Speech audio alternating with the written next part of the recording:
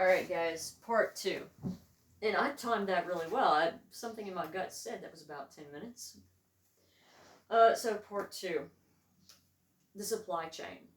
Now, that didn't impact us too much because, as I say, we were kind of already prepared anyway in case something happened because of the cyclones that come through. But we were running through disinfectants and antibacterial solutions and hand sanitizer pretty rapidly. Because he was still interacting with the public on a fairly regular basis because of his job. When I say he, I'm talking about Alpha, in case you didn't watch part 1. And I had already been quite ill, so I was running through hand sanitizer a fair bit because it was a respiratory illness. So I'm a clean sickie, okay? I'm a polite sickie. I will go around and I will wipe down absolutely everything that I have touched and interacted with. I will do all my own laundry. If I feel like doing anything at all, I'll take care of all of my own stuff because I don't want anyone else mucking around with something that might have whatever I've got on it and then them catching whatever I've got simply because they're trying to take care of me. I'm just one of those kinds of people. So when I became ill, I started chewing through, the hand sanitizer because I was just, constantly using it, and the disinfectants and the antibacterial solutions because I was using them in the laundry and a lot of other places where I was cleaning.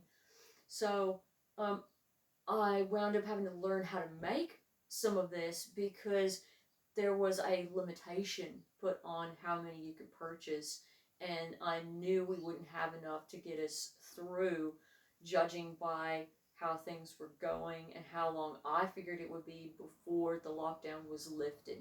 Now, I estimated the lockdown would be lifted sometime around um, 6 months. And I was about right. I was a couple weeks out, really, with my estimation. Everyone else kept saying, oh, it'll only be like a couple months. Oh, it'll only be a few months. And I thought, no. This is more like a 6-month problem. So when it was as long as it was, I was like, okay, yep, there we go. That sounds about right. So I'm glad that I didn't, expect that it was going to be over relatively soon, because it didn't mean that I had the same expectations that other people did, and my hopes were dashed. I mean, it was bad enough as it was with all the scares that we had. So I wound up having to make my own hand sanitizers and things like that. And if you've watched my channel before, you'll know that I really focus on journaling and scheduling and trying to keep everything organized because that is a good way to prevent other problems. But because of the already disrupted lifestyle, now I also have to make all this other stuff. Are you kidding me? That's going to take more time out of my day.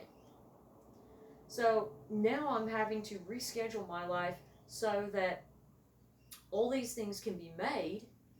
I've got the education to go with it, and then I've had to also, along the same time, move the cats upstairs. Now, what does that mean? That means that the allergens that were causing Alpha to be so very unwell in the first place are now concentrated, because they are now upstairs in the living space with us, because I figure, right, if a tiger in the US can catch this, then it is highly possible that our domestic friends can catch it as well.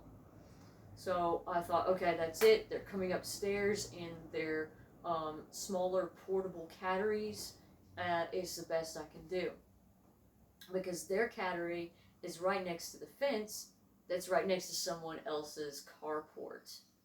And I thought, okay, that's just a problem waiting to happen, because I don't want to be that close to other people. Even though there's like a couple of walls between us, it's still very open air, and it's a very concentrated space because it's a carport right next to a cattery. And this just doesn't bode well in my head. I'm thinking, yikes. So I decided to move them upstairs, and Alpha agrees this is a good idea. So I'm like, all right, cool. And so now I've got more stuff that I'm having to keep an eye on. I'm watching Alpha's health because I know that he's not supposed to be exposed to them as much as he had been being. And then the cleaning is getting behind. And my schedule is being messed with because I'm having to find those times when he's away from the house so that I can blast through all the cleaning that I know I have to do in order to just stay on target. And I'm not finding enough time to do this because most of his work can be done remotely. And of course, because of safety reasons, his employers are saying do as much as you can remotely. So I'm like, okay, fine. So trying not to complain. When your cleaning schedule gets mucked with, your cooking schedule will also get mucked with. This I found out the hard way because I would have to find time when I could. Didn't matter what time of day it was, what day of the week it was, whatever else was going on. I had to drop everything else I was doing at that time and rush around to get the house clean as I possibly could, and get the atmosphere cleaned out as best as I possibly could before Alpha was to return home. And he didn't always know when he was going to be coming back home because, let's face it, meetings, do you ever really have an exact time when meetings are going to be finished or when they're going to start? Of course not. I mean, you have an idea, you have a window, but people can be late, accidents happen, and given the whole situation that was already in place as it was, um, there were no guarantees that people were going to be where they were supposed to be at that time. So things for him were scattered. So when that schedule was being so severely mucked with, so was mine. And then that meant that my diet went downhill. So um, I wound up gaining a lot of squish in my midsection, which thankfully I've gotten rid of recently, and I'm still chiseling away at that because I was effectively just eating junk food when and where I could because that's what I had that was readily available that I could eat whenever I was hungry. So it wasn't a case of having square meals because I couldn't do it. I couldn't schedule it. I did eventually figure out that, hey, at night, if I wanted to, I could do a massive lot of cooking in the oven, which has a timer on it. Yes, love timers. And because of the timer, I knew I wasn't going to be burning any food because the electricity would get shut off to the oven, so I wouldn't have to concern myself with this. And there's a couple of stovetop burners that have timers on them as well. So this made it a little bit safer for me to cook and a little bit easier. And I already had that device in the house anyway, so I was like, yeah, this is going to be a great time to use it. And I learned that if I baked stuff in the timed oven at night, um, it's something that's quiet. Alpha can be sleeping while that's happening, and then I can take those cooled meals and put them in the freezer. And for the next week or so, I'd have ready-made meals that I could just take straight out of the freezer and put in the oven, and start them to thaw, and then start them to cook. And I wouldn't have to worry about my diet so much, and I wouldn't have to worry about us eating so unhealthy. But it was quite some time before I realized where I could fit that into my schedule. So, if you ran into a situation where you thought, oh my God, we're eating so unhealthy now, that wasn't just you. There were a lot of people who were going through that. And I don't want you to feel like you're alone in that.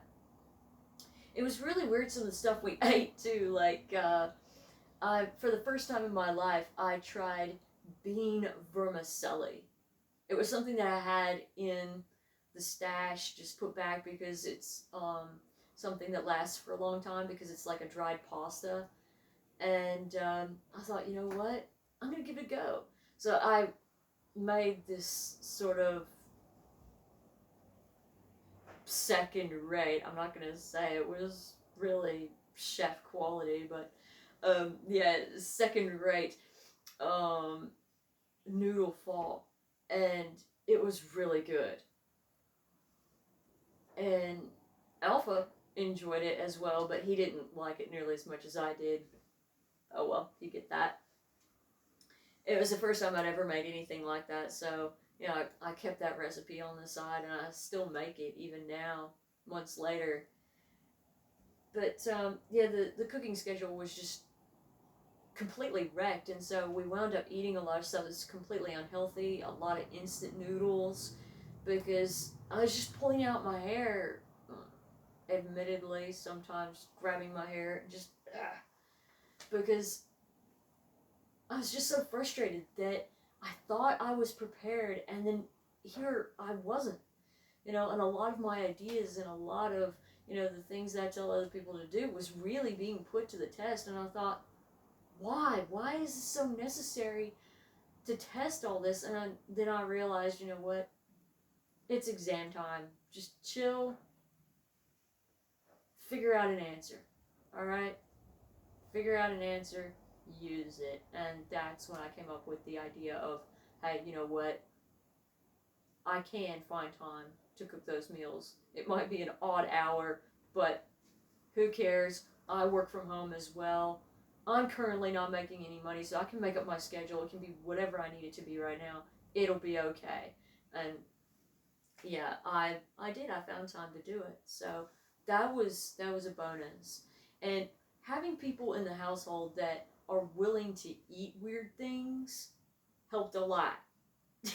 Because I didn't always have something to make a decent recipe with. I mean, normally I can just pop out to the shops and find exactly what I need because I'll have my cookbook open and I'm going, ugh, really? I don't have that? Are you kidding me? I thought I did. Well, not a big deal most of the time because I could just, as I say, pop down to the shops and get it. On this particular occasion, I had to rely on what I had.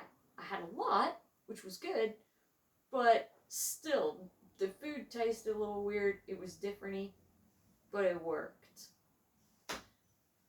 Check out part 3. That feels like it's about 10 minutes. I don't know. I don't have a timer. I'm going to see if I can find a timer for this next one.